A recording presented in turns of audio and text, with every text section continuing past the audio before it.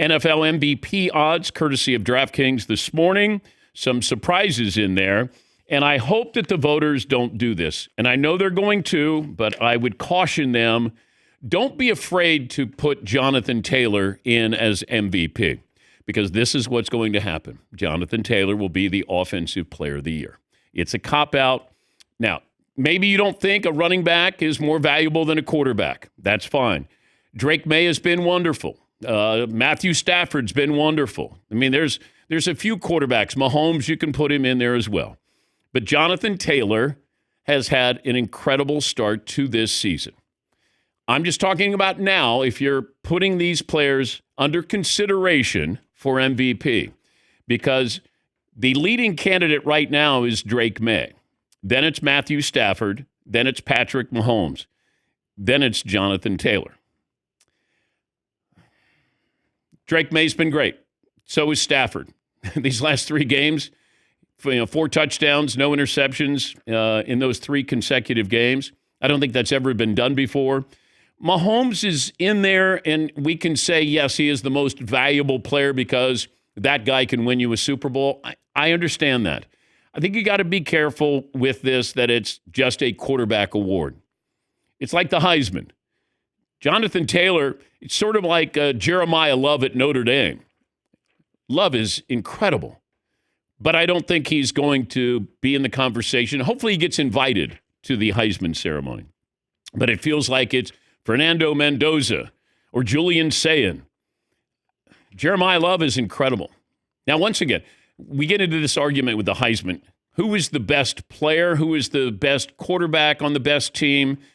And that's why, we tend to look at quarterbacks there. And the MVP, the cop-out is going to be NFL Offensive Player of the Year. But when you look at Offensive Player of the Year, there's no quarterbacks in here. So they can be most valuable, but they can't be the best offensive player. Jonathan Taylor, by the way, is your big favorite for the Offensive Player of the Year. Jackson Smith-Njigba is second on the list. It's a 2-man race right now. Puka Nacua, Christian McCaffrey, and Jamar Chase. So none of these quarterbacks can be the Offensive Player of the Year. Yes, Marvin. For a non-quarterback to win either the Heisman or the NFL MVP award, you have to have some incredible story. Travis Hunter won the Heisman last year because he's done something nobody in the history of college football, at least in modern era, has ever done before, and that's played both ways. Adrian Peterson, his leg was almost off of his body, and he came back and rushed 2,000 yards, and they were like, all right, we'll give it to him this time. A couple of surprises. I kept waiting for the Bills to be the Bills, and then all of a sudden I realized this is one of the – New England would always do this. It felt like every year in November or December they'd go to Miami, and you'd go, what happened? Well, that was what happened yesterday with the Buffalo Bills. Give the Dolphins credit. I didn't know, if they were dismantling, rebuilding, you fire your GM, you keep your coach, and you roll the Bills. Patriots over the Buccaneers. It's a big win. Chargers over the Steelers.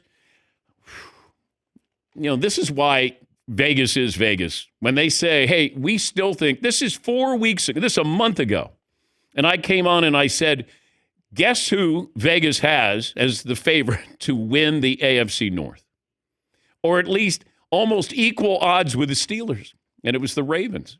And the Ravens had, I think, 1 or 2 wins. Now they won 3 in a row. Who's the favorite in the AFC North right now?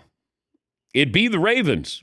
And if you watched the Steelers last night, that was uninspiring football. I'm watching Aaron Rodgers. He's still trying to be Aaron Rodgers. I think he's just Aaron, who is the quarterback for the Steelers. And the numbers are nice. But, remember, they've moved on from quarterbacks. I mean, Russ put up good numbers there. Although, when Russ came into the Giants game yesterday, oh, my goodness. It was almost as if he had never played the position before. And the Giants have an issue here. The Giants have a Jackson Dart issue. He's played in, 8 games? He didn't play in the first game. I think he's been in the concussion tent 4 times? 4 different games? Now, it doesn't mean he's had 4 different concussions, But I got to have a coach who's going to protect my quarterback and maybe from himself, because Jackson Dart has had 7 starts. He has been looked at for concussion. He was sent to the locker room yesterday. Now, I like how he plays, but I would love if he didn't take contact that he didn't need to take. Don't be afraid to slide. And that's a big issue here. That's a big problem. But if you're Brian Daboll and you're the Giants head coach, you're trying to keep your job because you don't want Russ in there. I thought that they would have put Jameis Winston in there. I would have thought that he would give you a better chance than Russ. I think Russ's confidence is gone.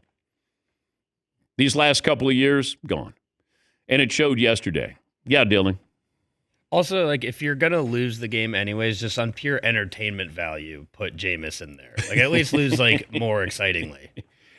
Well, Jameis is still trying to play for something. Maybe he gets an opportunity to be not a starter, but a backup. And you start to look at, some of these quarterback trends. Justin Herbert, is he now back? Talk about a depleted roster. Your 2 running backs, your 2 tackles. Keenan Allen is your kind of go-to guy. But, they won, but they play really good defense. Makes you wonder if they had those weapons, just how good they would be. Yes, Marvin. Yeah, look how good the Chargers are when Keenan Allen is healthy. First team all when he's healthy. Yeah. Well, he has the most receptions in Chargers history. Got moved past Antonio Gates last night. But watching that game, that was less than inspiring if you're a Steeler fan. The Colts get a big win, come back. The Bears get a win. Ravens. How about the Jets? Hey, as long as the special teams are going to be scoring touchdowns, they're going to be a force to be dealt with there. But I'm looking at their passing numbers. Let me see if I have. So the Jets own the 3 lowest net passing yard performances this season. Now, this is where you factor in the yardage from sacks. 54 passing yards against the Bills, 42 against the Browns, minus 10 against the Broncos. That's statistically, it's almost impossible in today's NFL to throw 54, 42, and minus 10. Wow. All righty. Dylan, what's the poll question you got for me? All right. Well, we got a couple options, Dan. For starters, right now, after this weekend, who should be the MVP, Drake May or Jonathan Taylor?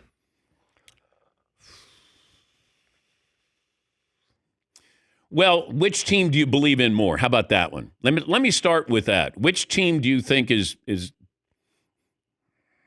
are the Patriots the best team in the AFC? Are the Colts the best team in the AFC? Denver? People probably would say Kansas City just because of the history here. But I'd be curious, which team does this audience think is better, the Colts or the Patriots? Because I think you're still kind of waiting for the Colts. Are they going to come back to earth and it's Danny Dimes? Whereas Drake May looks legitimate. And I think because of that, they got a running game. You got a great coach in there, and that's a big win on the road. Yeah, Dylan. So odds-wise, to win the AFC, the Chiefs are favored, plus 290, then Colts, plus 450, then Bills, plus 475, and then Patriots, plus 700. Yeah. It feels, that loss, and I know it's recency bias with the Bills, after you beat Kansas City and then you do that. It's like Carolina beats Green Bay at Green Bay, and then you do that. Shuck around and find out with the Saints. And I'm still not sold on Bryce Young. Michael Penix Jr. III. I know it's 9 starts, but man, oh man. You're just looking for progress. Like, what do you do well, and can you continue to do that? And I haven't seen that. And that's what makes me nervous. When you go all in on a quarterback, they spent all that money on Kirk Cousins. Carolina, they wanted Bryce. They got Bryce. And even though they played some pretty good football, I just don't think that he's as threatening as I would want my franchise quarterback to be. I also think the Niners at some point have to look at this and be realistic. Mac Jones played well yesterday. Numbers might be a little deceiving, but he's played really well. Can you get the same kind of performance from him the rest of the year? And at what point do you look and say, is he better than Brock Purdy? Now, you pay Brock Purdy $50 million. But keep in mind, I go back to the draft, and I was told Kyle Shanahan loved Mac Jones. And we've seen Kyle Shanahan can make just about any quarterback better, except Trey Lance. Jimmy Garoppolo got to a Super Bowl. Brock Purdy got to a Super Bowl. Who's to think, that maybe not this year, but, down the road, Mac Jones could get you to a Super Bowl. I mean, they're not a healthy team right now, and they put up, 300 yards and threw 3 touchdowns. But Matthew Stafford was the star. These are historical numbers here. And he makes it look easy. And I was talking to Paulie last week. I was like, if you would have said whose career is going to last longer, Clayton Kershaw or his grade school buddy, Matthew Stafford, I probably would have said Clayton Kershaw is going to throw longer than Matthew Stafford. How about that for, backyard bragging rights? Stafford and Clayton Kershaw. Whose career would you want? Old question. Matthew Stafford or Clayton Kershaw? Both are Hall of Famers. People were debating this over the weekend with Matthew Stafford. And I said, what he did in Detroit, easy to overlook. But I think what he's done in Los Angeles makes you go, God, if he would have had a good team with him, I wonder how we would have viewed him. Now, that's not fair to everybody who plays on a good team or doesn't play on a good team, but you do see what he does with a better roster. And who knew who Puka Nacua was? Or Cooper Kupp? He helped make them better wide receivers. Yes, Marvin. And I think an NFL MVP would definitely help Matthew Stafford's case for the Hall of Fame, more so than a Super Bowl ring. I think he's already going to be a Hall of Famer. I do.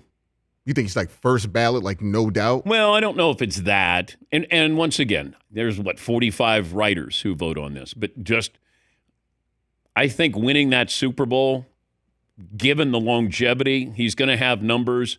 It's different than Matt Ryan, Phillip Rivers. And I think, even Matthew Stafford with his career versus Eli's, if you want to throw that in the mix. But I think Stafford's going to be a Hall of Famer.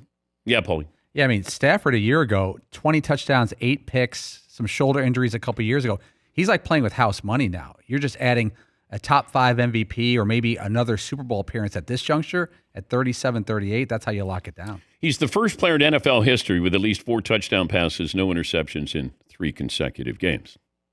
Stat of the day, stat of the day, tap, tap, stat of the day, stat of the day. Here comes that what? Stat of the day.